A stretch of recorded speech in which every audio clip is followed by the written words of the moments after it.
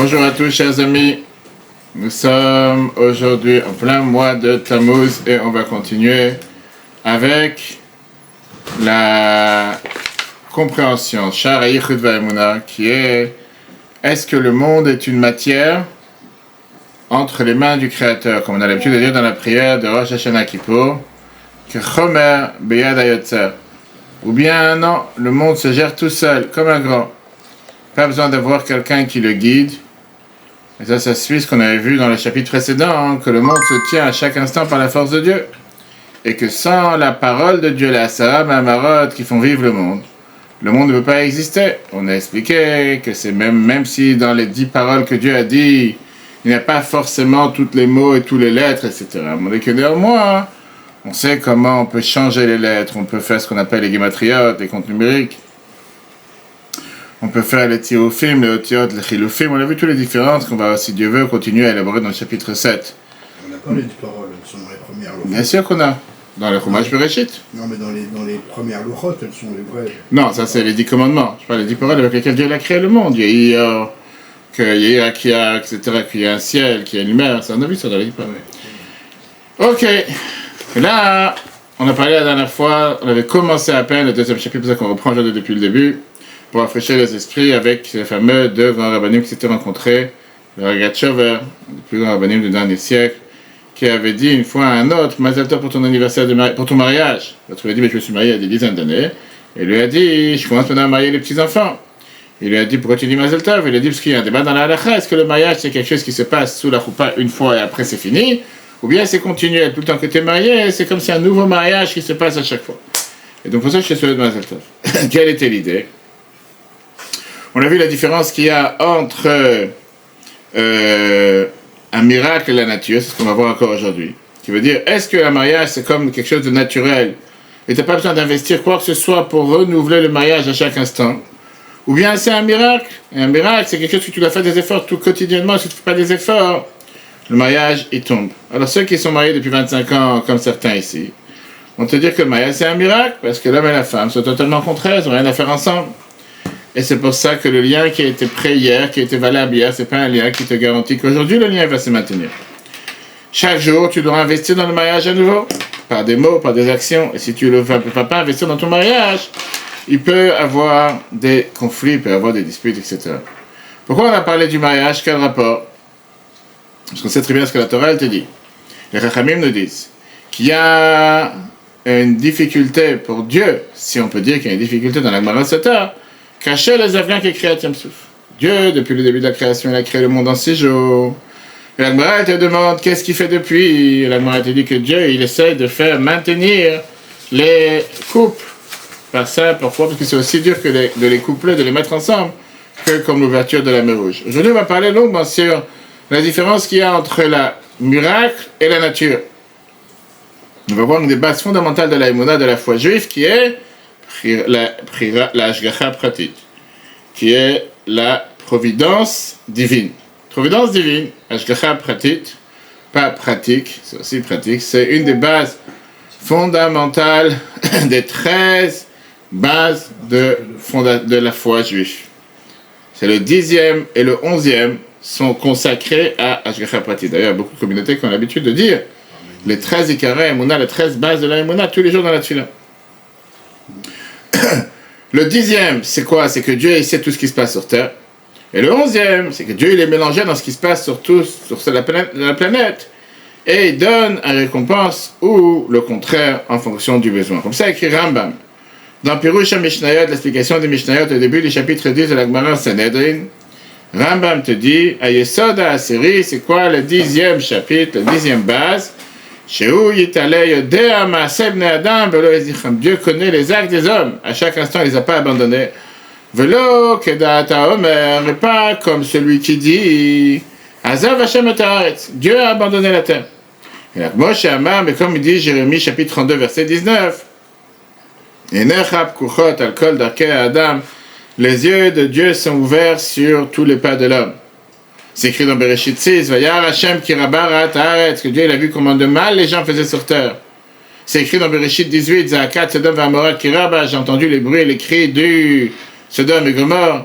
Tout ça, ça vient montrer, Rambam te dit, sur la base, 10e base de la foi juive, que Dieu il est mélangé à chaque instant dans ce qui se passe. Il est au courant de ce qui se passe. Il a ce qu'on appelle les caméras cachées ou dévoilées. La 11e base, Rambam te dit, Maïmonide, Shehu yitalem meshalem gmultov, il paye une grande salaire, une récompense, lechol mi shemekayem mitzvot Torah, celui qui fait les mitzvot de la Torah, manish meshaver la Torah, celui qui fait pas, il aura les conséquences. En réalité, tout le Tanakh, toute la Bible, l'Ancien Testament, est basé sur la base que Dieu est mélangé à chaque instant dans ce qui se passe sur terre.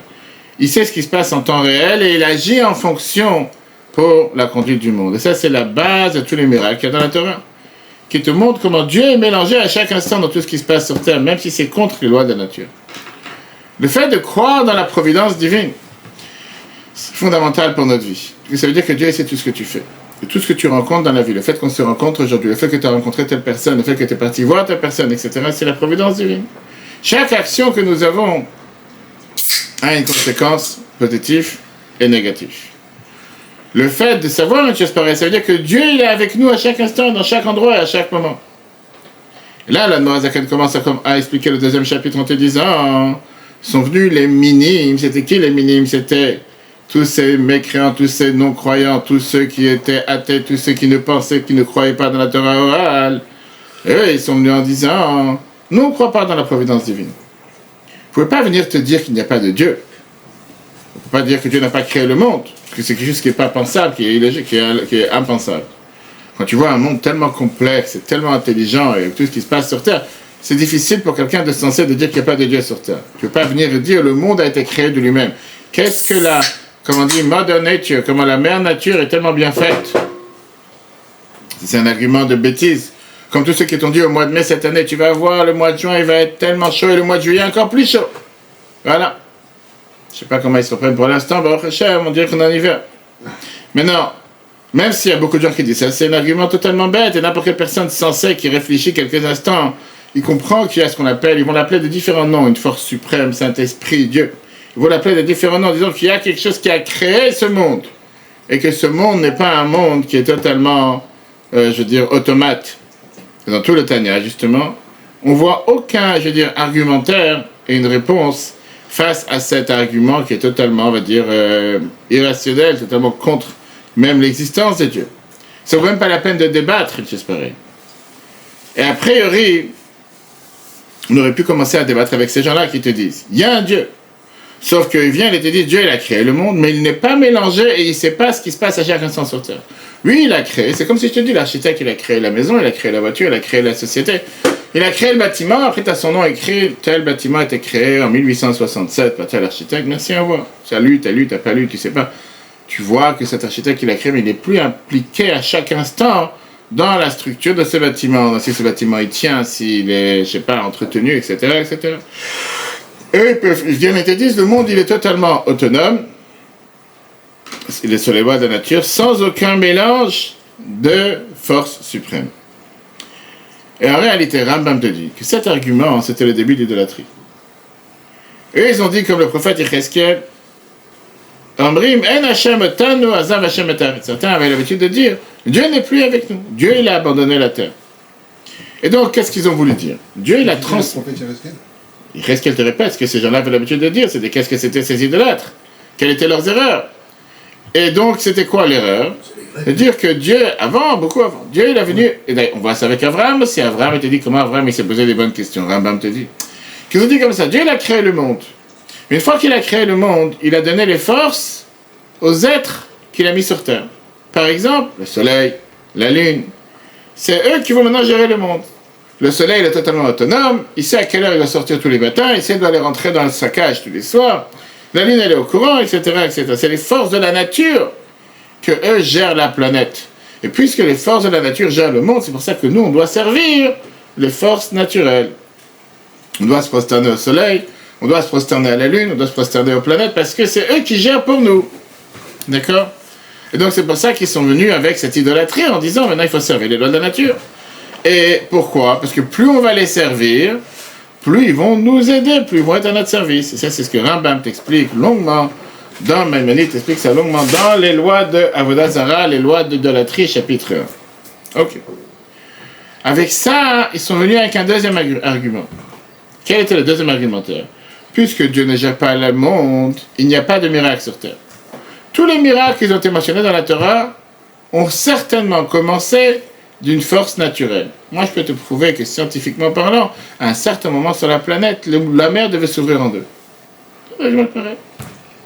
Ou bien, ils vont renier l'existence même de ces miracles. Il vient t'expliquer, comme j'ai dit tout à l'heure, comment l'ouverture de la mer Rouge, c'est des tendances de réchauffement climatique qui fait qu'il y a un bouleversement dans la mer, qui fait que la mer doit se séparer, que les murs doivent se tenir en deux murailles, et que juste un peuple de tant d'habitants doit passer au milieu. Vraiment, tout est explicable.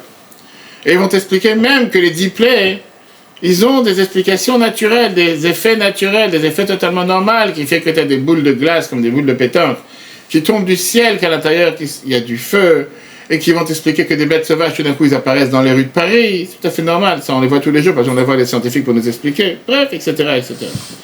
Maintenant, c'est quoi? Qu'est-ce qui se passe là? C'est que le mot Zaken, il explique aujourd'hui. Qu'est-ce qui se cache derrière tout ça? Où tu veux en arriver? Qu'est-ce que tu cherches avec ça?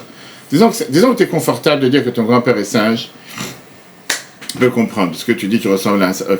Okay. Où tu veux en arriver quand tu dis que Dieu ne gère pas le monde? Il n'y a pas de miracle. Et alors? Continue l'argumentaire. Et donc quoi?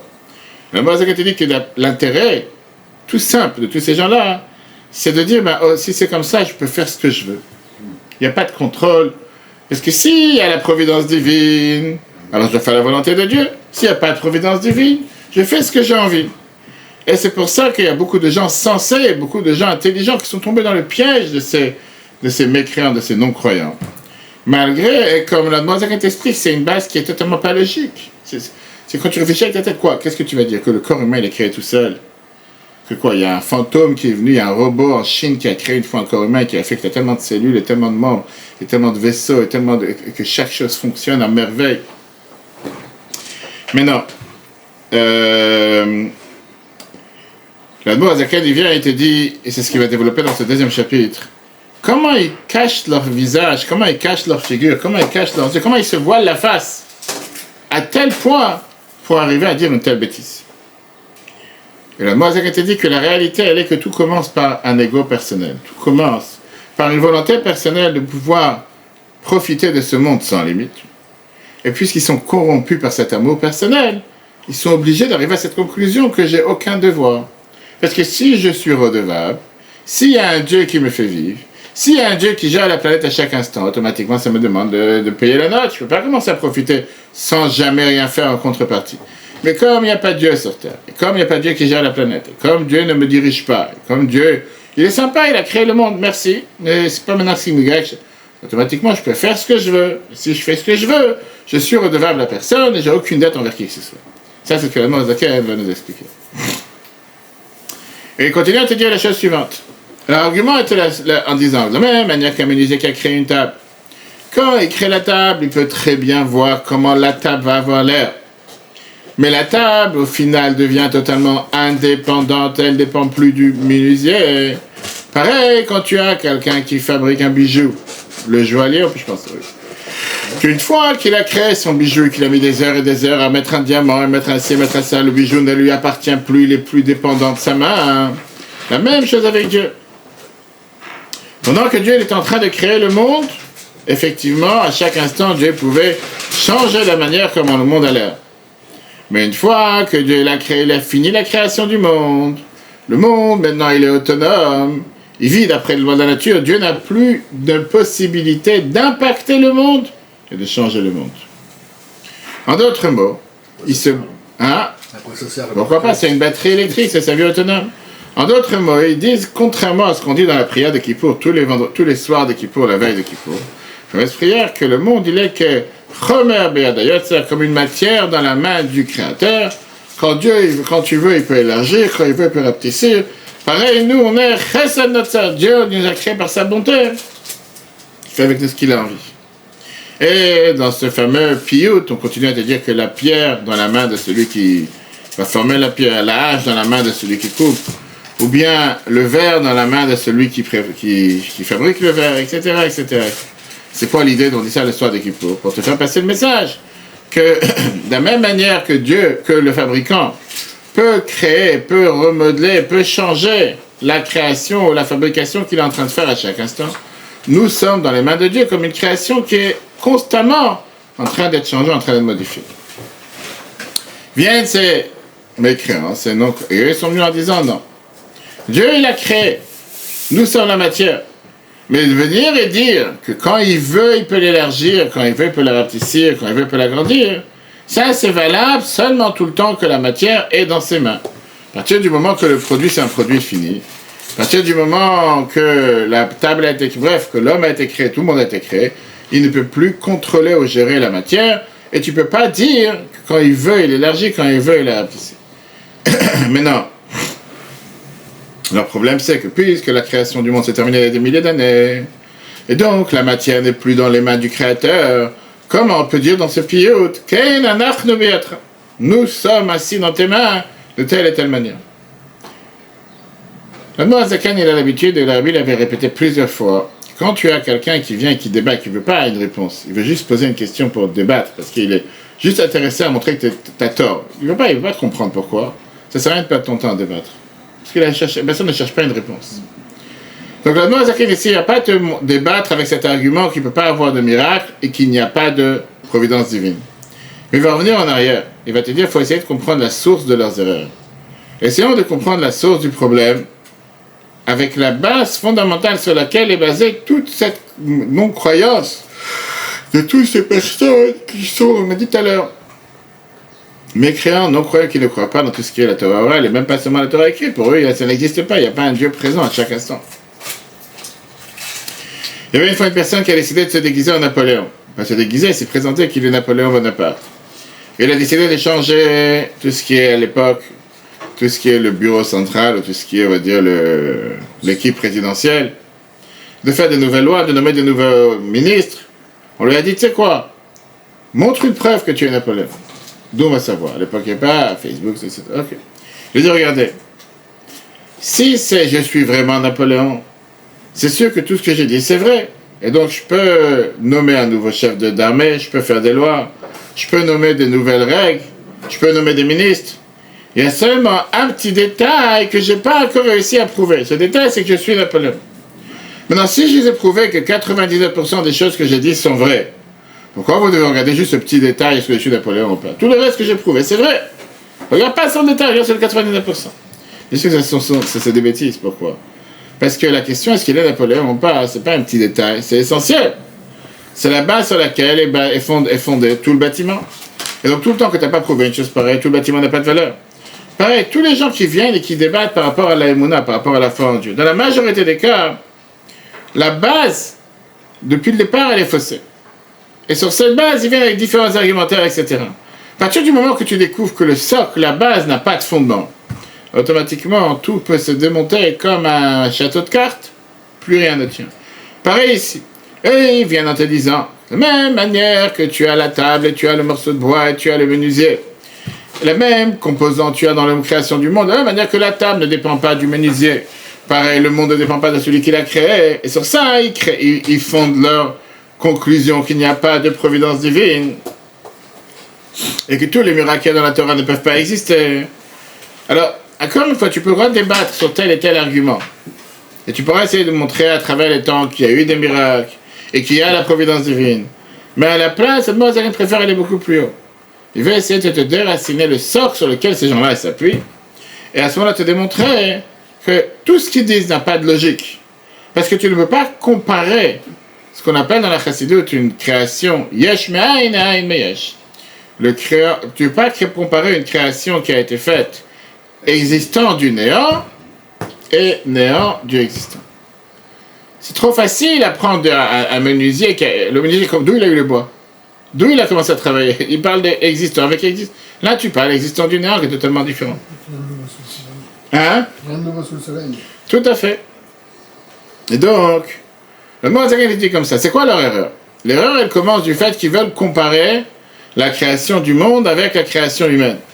Et puisque dans la création humaine, la créature, le rapport, le produit fini, ou bien le créateur, pardon, ne règne pas, ne gouverne pas sur le produit fini. Pareil, la création du monde. Le mot dit mais qu'il y a une énorme différence. Comment tu peux comparer les deux? Pourquoi? Qu'est-ce que ça veut dire Yetzira? Le Yatzer, créer quelque chose. Yetzira en hébreu veut dire que tu crées quelque chose yesh miyesh, existant d'existant. En hébreu moderne, masheu de masheu, quelque chose de quelque chose. Tu prends une matière première, quelconque, peu importe c'est quoi, tu transformes cette forme en une création avec laquelle tu veux créer. Depuis le départ, dans cette matière première, il y avait le potentiel de créer. Le potentiel d'avoir cette forme, d'avoir beaucoup d'autres formes. Qu'est-ce qui fait le créateur?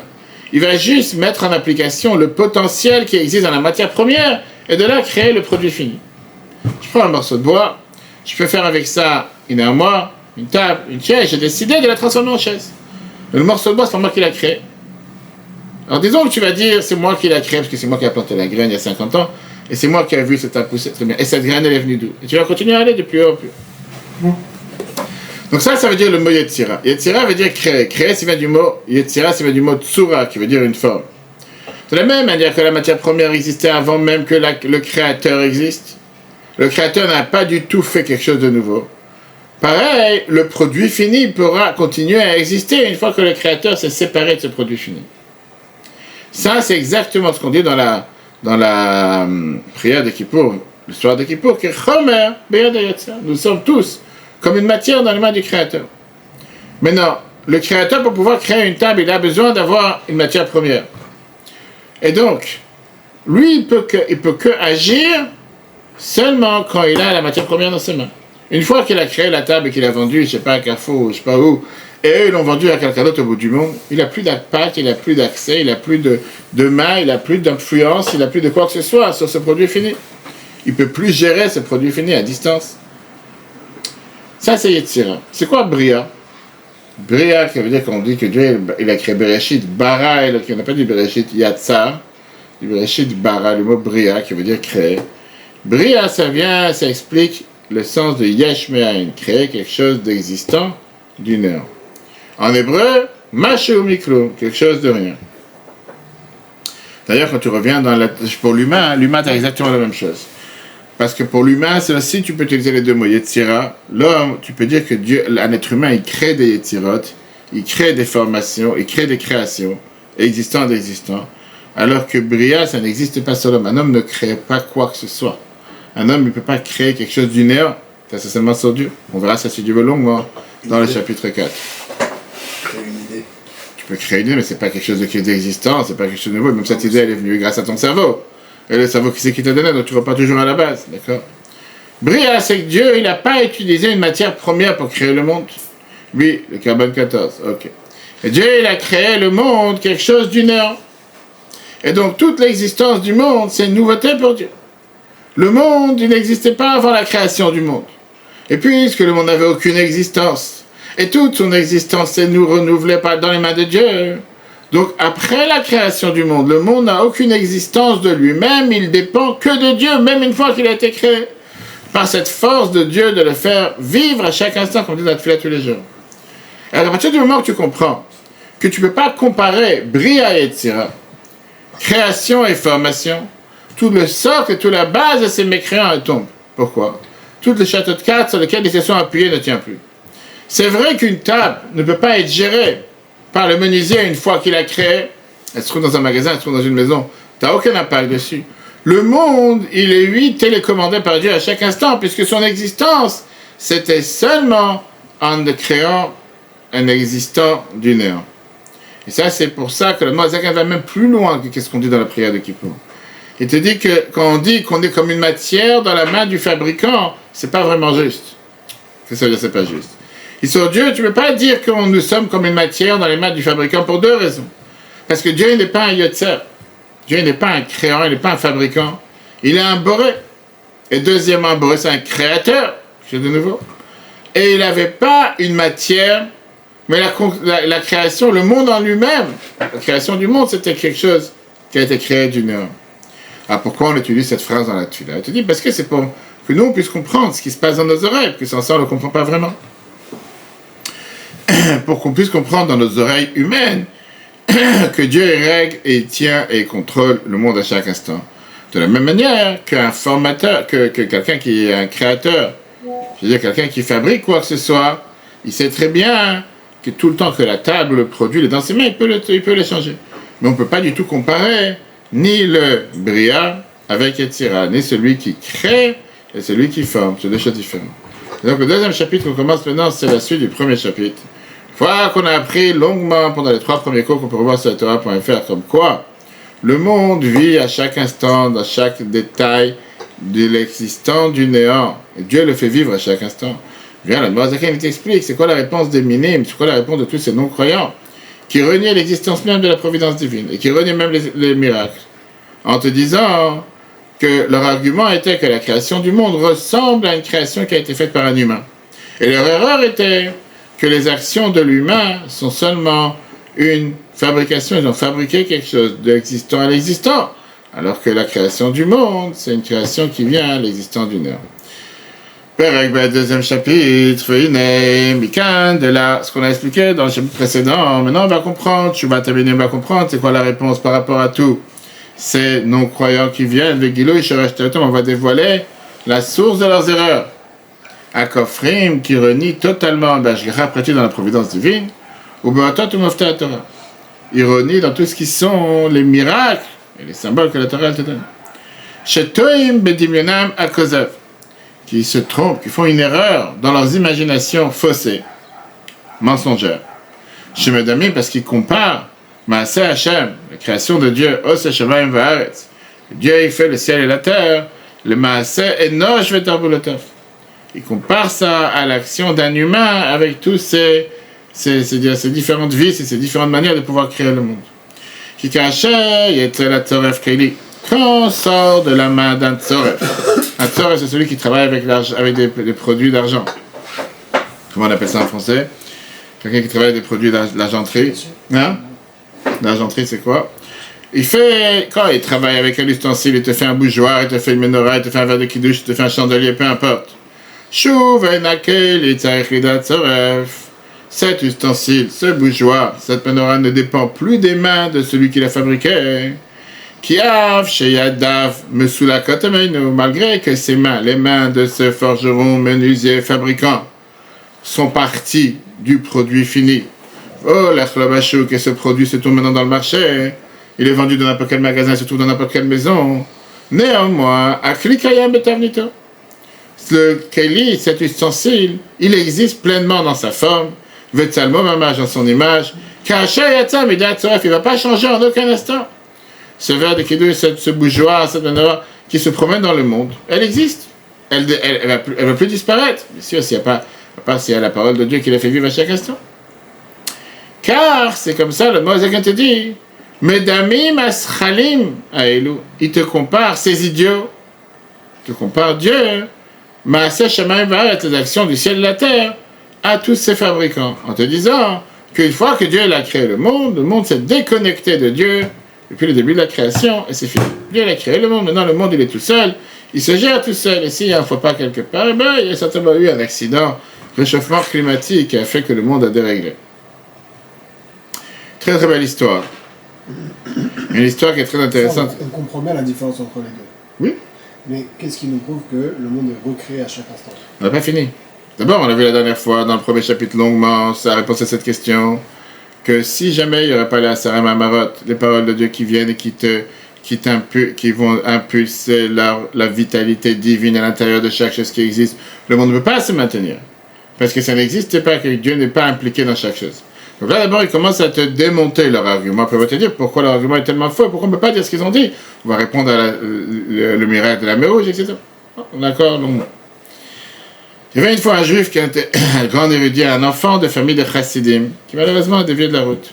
Et il est tombé dans tout ce qui était les groupes de la Haskalah à l'époque, qui étaient tous ceux qui apprenaient à l'université à Berlin, qui pensaient justement les grands penseurs, les grands théologues, dans leur idée que tout ce qu'on vient de voir. Il a écrit 2 grands livres dans les maths et la médecine, et tout le monde donnait des louanges sur ces livres. Une fois, il a décidé de montrer à Moazaken qu'est-ce que vaut ces livres, en sachant que Moazaken était un génie, dans tout ce qui sont ses sagesses profanes aussi. Il rentre en étant privé chez le Moazaken, et quand il est sorti, il était tellement bouleversé, il est rentré dans le four, et il a mis ses 2 livres, les 2 seuls écrits qu'il avait, il n'y a pas de copie à l'époque, c'était pas encore rendu, et il les a brûlés. Le Moazaken a passé sur ces livres, et à la fin, il lui a dit comme ça, tes livres, ils sont magnifiques. Ils sont vraiment bien construits. Ils sont logiques et ils sont convaincants. Mais il y a une erreur dans une page des deux livres. Et puisque cette page, c'est la base fondamentale de tes deux livres, de ton écrit, il s'avère que tout ton écrit, il est faussé. Lorsqu'il a compris que toute la base sur laquelle il s'est appuyé, le socle est tombé, il a dit ça vaut rien, je brûle tout, j'ai plus rien. À la fin, il a fait tchouva, il est parti apprendre le mot Zaken, quelques temps après, parti de ce monde, etc., etc. Qu'est-ce que ça veut dire? Quand tu peux venir argumenter, tu veux débattre un argument, quelque chose qui, bref, qui n'est pas fondé, tu perds ton temps à répondre à l'argument. Le mot Zaken est en train de nous montrer ici, comme quoi, quand quelqu'un qui vient avec un argument qui est faussé, il va d'abord chercher le socle de son argument. Quel est ton problème? Qu'est-ce que tu cherches? C'est ça qui nous a montré avec ce qui se passe avec les, comment on appelle ça, avec nos chers minimes, apicos, tous ceux qui ne croient pas dans la Torah, etc. Alors, le Mordechai qui maintenant te dit continue. Très bien, on a compris que ce qu'ils disent ne peut pas être vrai. Alors, à quoi lui ressemble la création du monde? Si ça ne peut pas être ressemblé à une création humaine, ça ressemble à quoi? Création du monde à chaque instant. Et la réponse, le Mordechai te dit, un miracle. On n'a pas encore venu répondre maintenant par rapport à tous ces non-croyants. Et il va t'apprendre maintenant la preuve de l'ouverture de la mer Rouge. Pas pour répondre sur leur argumentaire. Parce qu'eux, de toute façon, ne croient pas dans les miracles qui sont écrits dans la Torah. Alors pourquoi la Mordechai t'amène la preuve de l'ouverture de la mer Rouge? Parce qu'il vient te répondre à un autre argument qui est un argument qui vient de la part des croyants, pas des non-croyants. Tu dis comme ça. Qu'est-ce que disent les croyants? Le monde, c'est une nouveauté. Il ne ressemble pas du tout à un bijou ni à une table. Mais Dieu, il est tout-puissant. Kol Yachol. Et de la même manière que Dieu a pu créer un monde qui est totalement dépendant de Dieu, il aurait pu créer un monde qui est indépendant de Dieu. Dieu aurait pu très bien créer un monde qui est autonome. Quoi, Dieu, il est forcé à créer un monde qui dépend que de Dieu. Dieu, il est tout-puissant. De la même manière qu'il a pu créer un monde qui dépend de Dieu à chaque instant, Dieu aurait bien pu créer un monde qui n'est pas indépendant de Dieu à chaque instant. D'où tu sais que le monde que Dieu il a créé, c'est un monde dépendant? D'où tu sais que le monde que Dieu il a créé, c'est un monde qui doit forcément dépendre de la parole de Dieu à chaque instant? Ça, c'est déjà un argument de la part des croyants. Ça ne plaît pas Gabriel. Même si aujourd'hui on a appris dans les nouvelles que le prénom le plus courant en France cette année, c'était Gabriel. Que Dieu nous en préserve. Maintenant, sur cet argument, tu peux pas répondre avec la logique. Parce que la logique, elle a été créée, la logique humaine, elle a été créée par Dieu. Et Dieu ne dépend pas des règles de la logique. Dieu n'est pas logique. C'est pour ça que le nom Zaken t'amène ici un argumentaire, une réponse avec l'ouverture de la mer Rouge, pour te montrer que Dieu est celui qui a décidé de créer le monde. Pourquoi Dieu a décidé de créer le monde? Qu'il soit dépendant dans la vie de Dieu à chaque instant. C'est comme ça qu'il a voulu. Ah, tu as une question, pourquoi? On verra plus tard. Il y a des choses dans lesquelles il n'y a pas de réponse. C'est que sur un envie, il n'y a pas de réponse. Pourquoi j'ai envie de manger un gâteau maintenant? Parce que j'ai envie. Il y a une réponse derrière, il y a une phrase qu'on dit dans la Chassidut, que sur un envie, tu ne veux pas poser de question.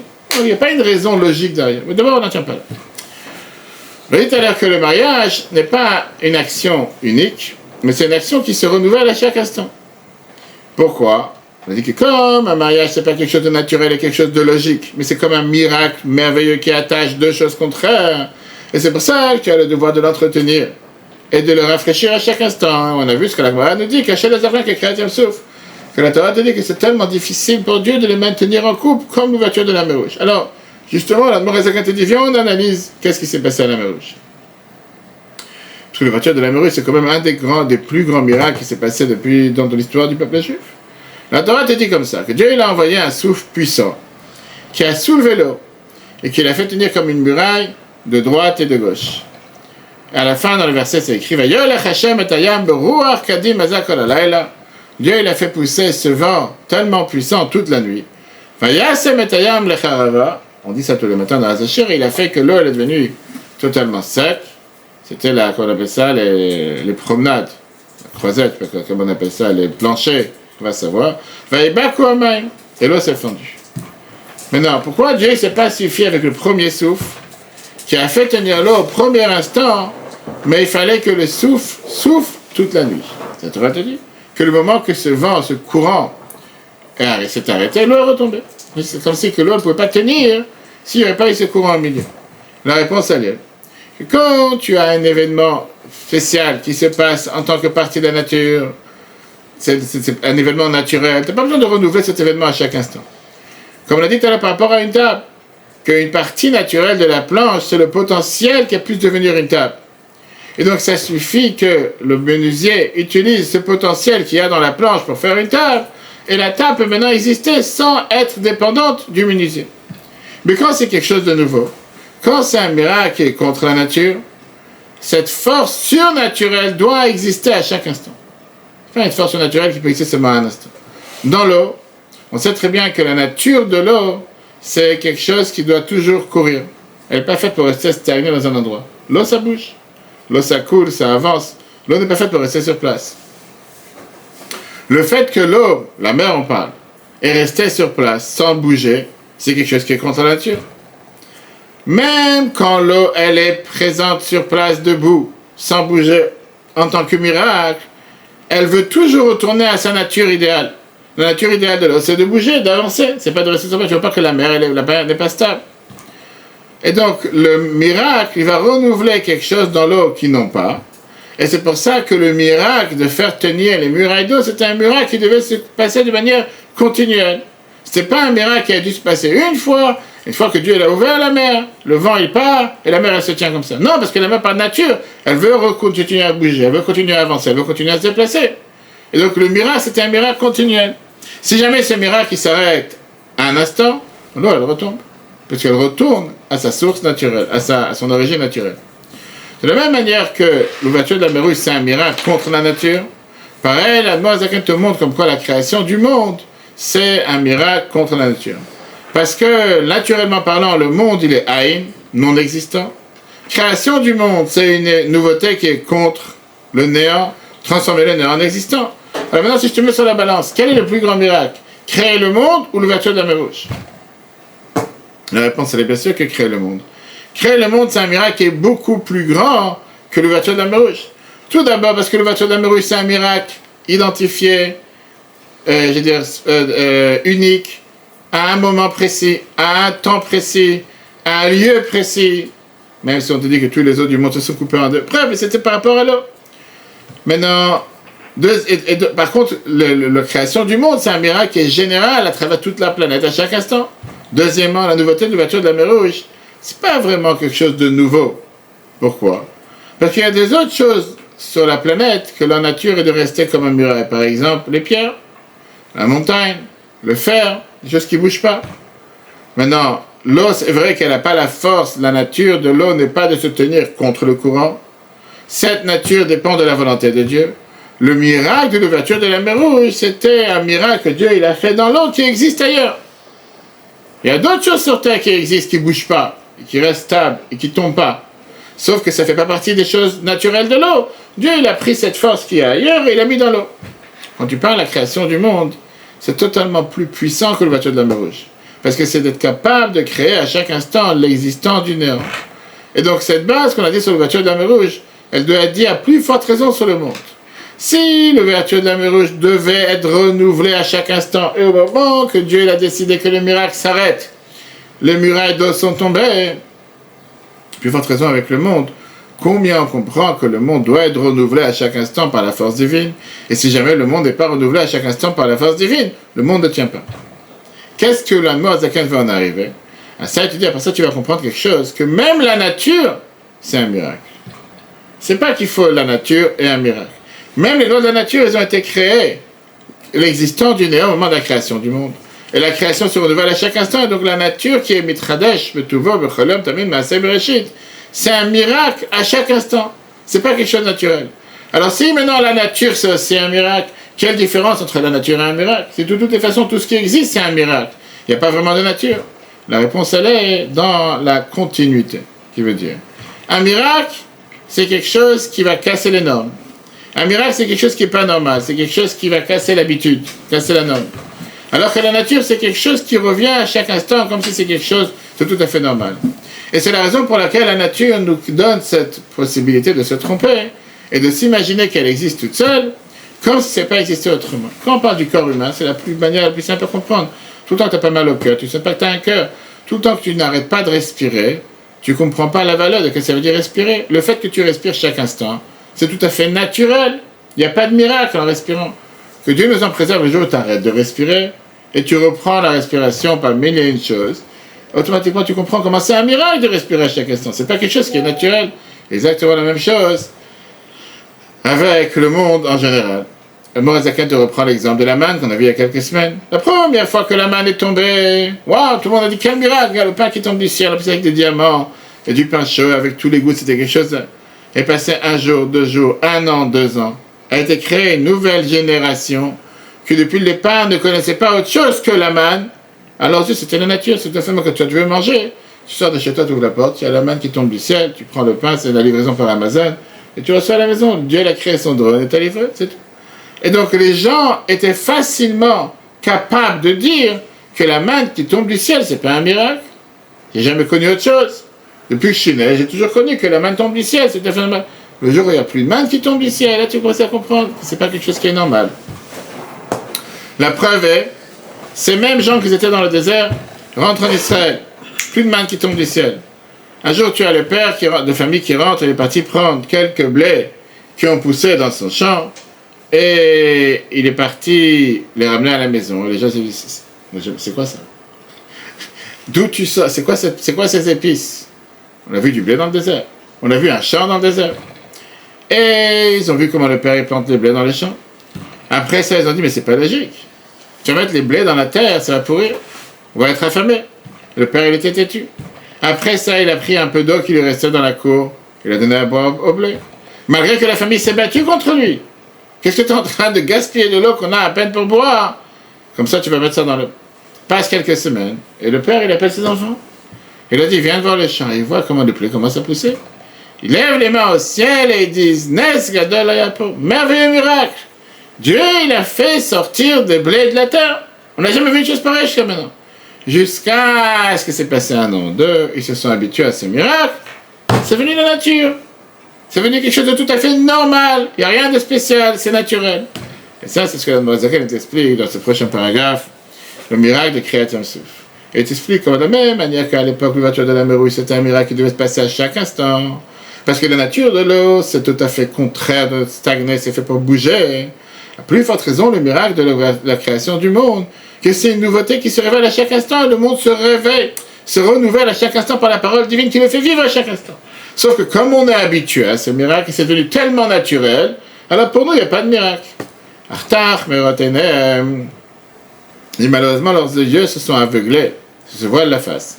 Il faut voir un F de la Gadol, la grande différence qu'il y a entre les actions humaines, chez Yesh Meyesh, qu'un humain est créé de l'existant. Alors, chez Meshanet, tu changes la forme. Tu prends une photo d'un morceau d'argent et tu le formes en ustensile, un verre, une menorah, etc. Le Maaseh Shemaim Vaaretz, ils ont comparé ça à l'action du ciel et de la terre, la création du ciel et de la terre, Yesh Me'ain, qui est l'existant du néant. Le Mozaken te dit, mais c'est une erreur, parce que la création du monde, Peleg Gadol, c'est beaucoup plus miraculeux que Kriyat Yam-Suf, que le voiture de la mer Rouge. Adar Machal, comme l'exemple. Sholich Hashem et Hayam, que Dieu, il a fait passer la mer, il a avancé la mer. Berouach Kadim, il a fait passer dans la mer Berouach Kadim Azakolala, il a un vent courant puissant toute la nuit, il va y battre, quoi, Maïmelo, elle s'est fendue.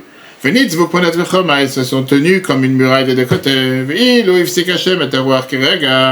Si jamais Dieu aurait arrêté ce muraille d'eau, ce courant de vent, Ayuamayim Chazrim Lo, elle serait revenue Venigarim Bamorad Kedarkamativam, ils auraient été entraînés dans la descente comme dans la nature. Velo Kamuk Choma Bisafek. Ils ne seraient pas tenus encore une fois comme une muraille, sans doute. Malgré que cette nature dans l'eau, cette nature dans l'eau, elle est aussi quelque chose de nouveau qui est créé l'existence du néant. Pourquoi? Parce que parce que tu sais très bien qu'un muraille de pierre se tient sans jamais aucun vent puissant qui le fait tenir. C'est la nature de la pierre. La nature de l'eau n'est pas la même. Et donc c'était un miracle pour l'eau. Mozaken te dit, à plus forte raison, dans la création du monde. Chez Ilema, la question naturelle. Elle est beaucoup plus miraculeuse, beaucoup plus merveilleuse, extraordinaire, mais Kriyat Yam-Suf que le voiture de la mer Rouge.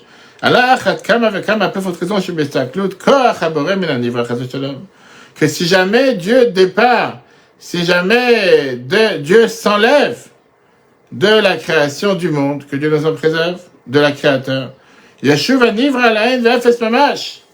À ce moment-là, le créateur va totalement être ce qu'on appelle néant. Et la terre, il y a qu'on appelle Benifan. Tu as besoin d'avoir ce qu'on appelle la force de Dieu, la force du créateur dans la création. T'as mis la créature le camion pour le faire vivre à chaque instant. Et si tu ne vas pas le faire, tu ne vas pas exister. La Gemara te raconte sur ça une merveilleuse histoire. Avec ça, on va terminer aujourd'hui. La Gemara Ta'anit 25 sur la force miraculeuse de Rabbi Hanina. Le Rabbi Hanina, maintenant, ce qui était, raconte qu'une fois, il a vu sa fille la veille de Shabbat triste. Il a dit pourquoi tu es triste? Il a dit parce que dans les bougies de Shabbat, à la place d'allumer avec de l'huile, j'ai mis du vinaigre. Il a dit ma fille que ça dérange. Mishama la Shem enveyidla, kema la Chom enveyidla.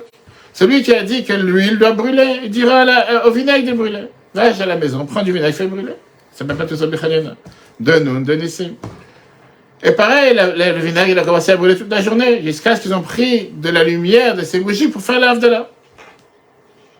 Maintenant, si Rabbi Hanina il voulait demander à Dieu que le vinaigre brûle, et qu'il soit de manière miraculeuse, pourquoi il devait dire d'abord, celui qui a dit à l'huile de brûler, que ça c'est sa nature, il dira au vinaigre de brûler. Rabbi Hanina il a voulu nous enseigner ici cette base, que la nature c'est un miracle. C'est comme pour nous c'est la norme, c'est tout à fait normal que l'huile brûle, alors il n'y a que le vinaigre qui brûle, c'est un miracle. Mais l'huile soi-même ne peut pas brûler. Le fait que l'huile de brûler, Rabbi Hanina te rappelle, Mishama la Shem enveyidla. Il y a un Dieu qui dit à l'huile de brûler à chaque instant. Et de là, ce même Dieu peut dire au vinaigre de brûler. Donc si l'huile et le vinaigre brûlent seulement par la force de Dieu, le monde est géré par Dieu à chaque instant. Et le même Dieu qui décide que l'huile doit brûler, il décide que le vinaigre doit brûler. La semaine prochaine, on continuera. C'est ça qu'on dit dans la tefila tous les jours. Dommage qu'on ne va pas finir le deuxième chapitre. On comprend pourquoi on dit dans la tefila tous les jours que Dieu fait vivre le monde à chaque instant.